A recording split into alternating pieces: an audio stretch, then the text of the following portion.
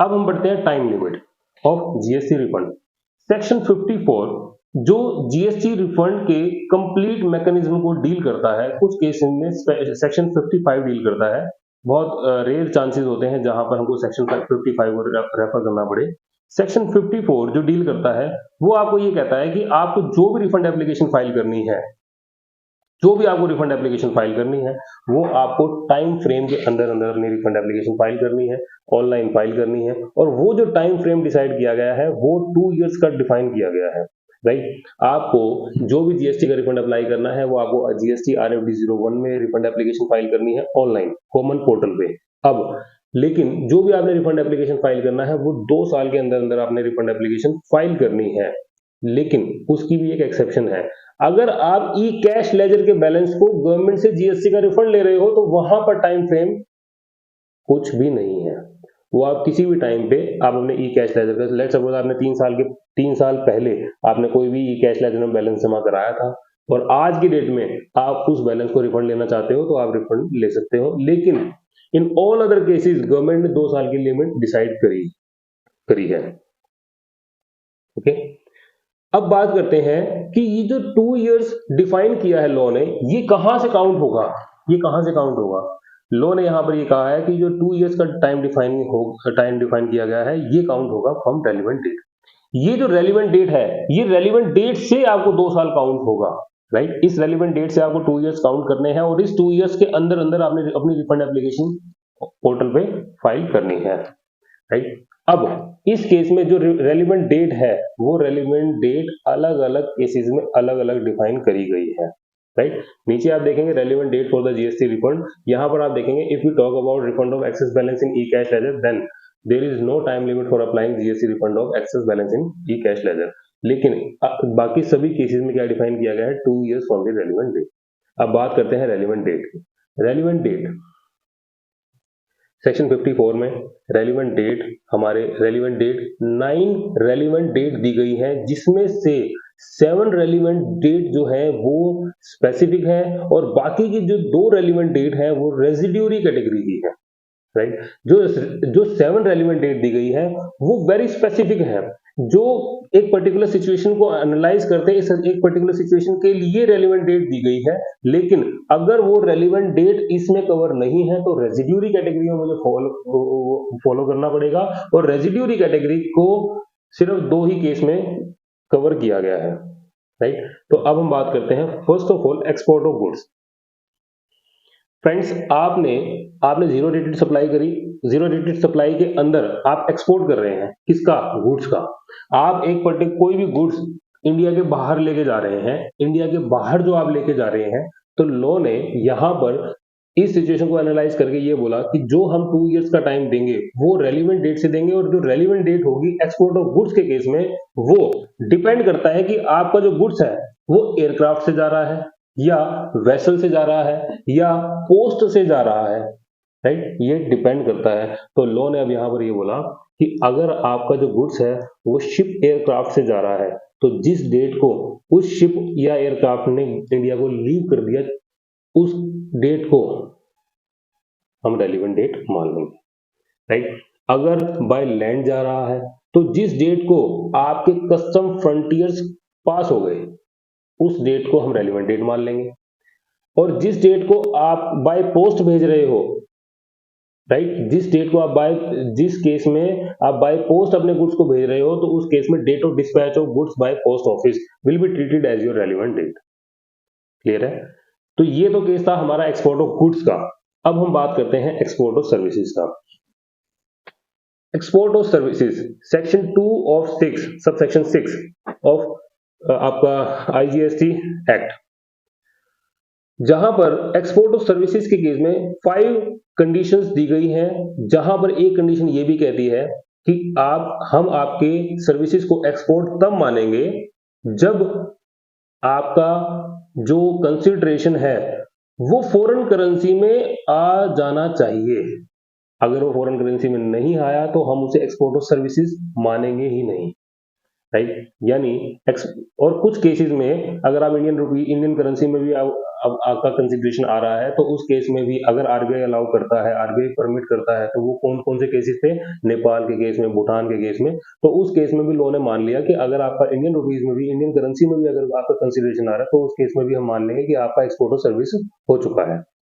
लेकिन अब ये रेलिवेंट डेट एक्सपोर्ट और सर्विसेज के केस में कब डिसाइड करी जाएगी, तो लॉ ने यहाँ पर दो सिचुएशन एनालाइज करी कि आपकी प्रैक्टिस ये है कि पहले आप सप्लाई देते हो, उसके बाद पेमेंट आती है, राइट। आपके साथ सिचुएशन ये हो सकती है कि या तो पहले सप्लाई आपने सर्विसेज दे दी, सर्विसेज देने के बाद पेमेंट आ रही है, और दूसरी सिचुएशन ये हो सकती है कि पहले पेमेंट आ गई, एडवांस पेमेंट आ गई, उसके बाद आप सप्लाई कर रहे हो, राइट। और अगर पहले वाले केस में पहले आपने सर्विसेज दे दी और उसके बाद पेमेंट आ रही है, तो जाहिर सी बात है, तो लॉ ने आपको ये कहा था कि जब पेमेंट आएगी उसी केस में हम मानेंगे कि एक्सपोर्ट और सर्विसेज का केस है।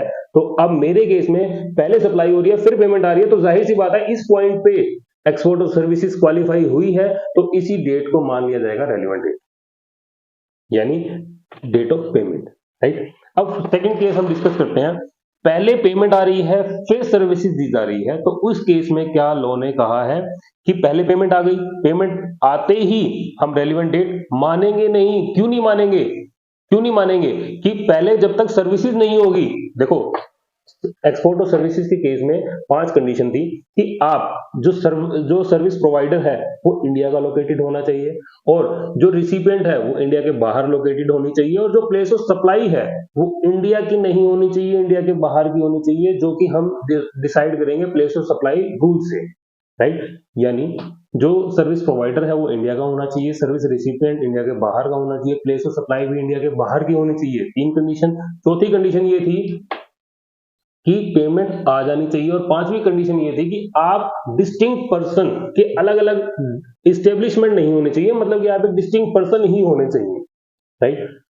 तो लॉ ने यहां पर ये कहा था कि सप्लाई भी हो चुकी होनी चाहिए। अब यहां पर पहले पेमेंट आ रही है, फिर सप्लाई हो रही है, सप्लाई ऑफ सर्विसेज, तो इस केस में जाहिर सी बात है जब आपकी बाद में सप्लाई हुई होगी, आपने सर्विस दे दी होगी, तो उसके बाद आपने 30 डेज के अंदर अंदर अपना इनवॉइस रेज कर दिया होगा। तो इस केस में, सेकंड वाले केस में लॉ ने यहाँ पर ये कहा है कि जो आपका डेट ऑफ इनवॉइस होगा, date of issue of invoice होगा, that will be treated as your relevant date, right. अब इसे एक बार देख लेते हैं फटाफट। Payment realized after supply, then date of receipt of payment, and payment received in advance, then date of issue of invoice will be treated as your relevant date, right। अब हम बात करते हैं सप्लाई टू SEZ यूनिट या SEZ developer. देखो custom act के according SEZ जो supply है, इनफैक्ट जो SEZ जो आपका SEZ है, स्पेसिफाइड इकोनॉमिक जोन जो है, स्पेशल इकोनॉमिक जोन जो है आपका, इस जोन को ही एक डीम्ड पोर्ट माना गया है, राइट। डीम्ड पोर्ट माना गया है, और इसे आपको फॉरेन टेरिटरी ही माना गया है कि ये आपकी फॉरेन टेरिटरी है। तो लॉ ने यहाँ पर ये कहा है कि अगर आप इंडिया में कहीं पर भी हो, इंडिया के बाहर सामान नहीं भेज रहे, डोमेस्टिकली सप्लाई कर रहे हो, कहां पर? इस SEZ के अंदर, जो भी SEZ यूनिट है या इस SEZ का जो डेवलपर है, इस दोनों ही केसेस में अगर आप डोमेस्टिकली सप्लाई कर रहे हो, तो इस केस में हम जो आपको रिफंड देंगे, जो रिफंड 2 इयर्स के टाइम में आपने अप्लाई करना है, रेलिवेंट डेट से करना है, और इस केस में हम जो रेलिवेंट डेट मानेंगे वो क्या मानेंगे? इस केस में जो भी मैं सप्लाई दे रहा हूं, उस सप्लाई के रिस्पेक्ट में जो मुझे रिटर्न फाइल करनी है, उसकी जो ड्यू डेट मानी जाएगी, that will be treated as your relevant date, right. यानी अगर मैं सप्लाई टू SEZ यूनिट या डेवलपर को कर रहा हूं, तो उस केस में जो मैंने सेक्शन 39 के हिसाब से जो मेरी GSTR 3B की ड्यू डेट थी, उस पीरियड की, जिस पीरियड में ये सप्लाई रिलेट करती है, उस केस में that will be treated as your relevant date. Inverted duty structure या इन्वर्टेड टैक्स स्ट्रक्चर, इस केस में लॉ ने आपको ये बोला है कि जो सप्लाई आप कर रहे हैं, जिसका भी आप रिफंड अप्लाई कर रहे हैं, उस रिफंड की जो ड्यू डेट है अगेन GSTR 3B, वो हम मान लेंगे रेलिवेंट डेट। डीम्ड एक्सपोर्ट के केस में ये माना गया है, देखो डीम्ड एक्सपोर्ट में हमने देखा था कि यहाँ पर सप्लायर ऑफ गुड्स है। देखो डीम्ड जो आपका डीम्ड एक्सपोर्ट माना गया है, वो गुड्स के केस में माना गया है, वो सर्विसेज के केस में नहीं माना गया है। डीम्ड एक्सपोर्ट के केस में अगर आपका सप्लायर ऑफ गुड्स है, वो रिसिपिएंट को कुछ सप्लाई कर रहा है, तो जो सप्लाई कर रहा है अगर वो डीम्ड एक्सपोर्ट है तो जो सप्लाई कर रहा है इस सप्लाई के रिस्पेक्ट में जो ये सप्लायर रिटर्न डालेगा उसकी एक्चुअल डेट मानी जाएगी आपकी रेलेवेंट डेट। ऑल्दो लॉ ने यहां पर ये बोला है कि सप्लायर ऑफ गुड्स या रिसिपिएंट ऑफ गुड्स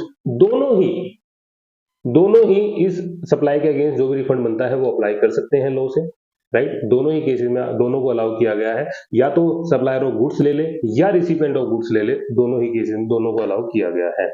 लेकिन दोनों ही केस में चाहे वो रिसिपिएंट ले रहा है चाहे वो सप्लायर ले रहा है, लेकिन जो ये सप्लायर उसकी रिटर्न फाइल कर देगा उसकी एक्चुअल डेट यहां पर भी एप्लीकेबल होगी अगर वो रिसिपिएंट रिफंड ले रहा है तो, राइट। तो थोड़ा सा आगे बढ़ते हैं, यहां पर हमने स्पेसिफाई कर दिया है, please note that in both the scenario where either the supplier और recipient is eligible to claim a refund by supply made, the relevant date for determining the time limit actual filing date of the return with respect to the supply will be treated as your relevant date. Okay, अब हम बात करते हैं tax refundable as a consequence of judgement, decree और order, right. तो कुछ direction आती हैं, कुछ जजमेंट आती हैं, तो ये लॉ ने यहाँ पर ये कहा है कि जब वो कम्युनिकेशन, जो जजमेंट की जो कम्युनिकेशन होगी उस डेट को हम रेलेवेंट डेट मानेंगे, वहां से आपके 2 साल काउंट होंगे, date of communication of such judgment. अब प्रोविजनल असेसमेंट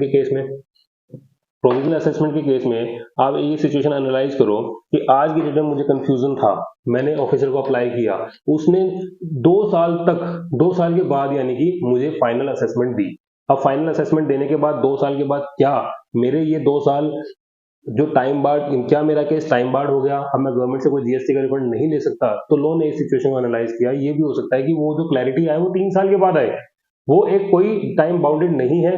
तो उस केस में लॉ ने यहाँ पर ये बोला है कि जिस डेट को फाइनल असेसमेंट आएगी, फाइनल असेसमेंट आने के बाद जो प्रोविजनली पैसा आपने जमा कराया होगा उसकी एडजस्टमेंट करी जाएगी, जिस डेट को आपकी एडजस्टमेंट करी जाएगी वहां से 2 साल काउंट होंगे, राइट। तो यहाँ पर इन्होंने बोला है the date of adjustment of tax after the final assessment thereof will be considered as relevant. Residuary category में 2 केस आते हैं, या तो आपने उसका टैक्स बर्डन जो है, या तो आप सप्लायर हैं या आप रिसिपिएंट हैं, 2 ही केस आ सकते हैं। अगर आप अनरजिस्टर्ड पर्सन है, कंज्यूमर है, अनरजिस्टर्ड है, तो वो कौन हो गया? वो आपका रिसिपिएंट हो गया। तो रिसिपिएंट के केस में एक रेजिड्यूरी कैटेगरी को डिफाइन किया गया है कि इस केस में अगर वो रिसिपिएंट है तो जो जिस डेट को उसने, date of receipt of goods और सर्विसेज और बोथ बाय सच पर्सन, जिस डेट को उसने वो सामान लिया, गुड्स लिया या सर्विसेज ली, उस केस वो डेट मान ली जाएगी, वहां से 2 साल काउंट होंगे। और अदर केस में अगर वो सप्लायर है तो जिस भी डेट को उसने टैक्स पे किया वो मान लिया जाएगा।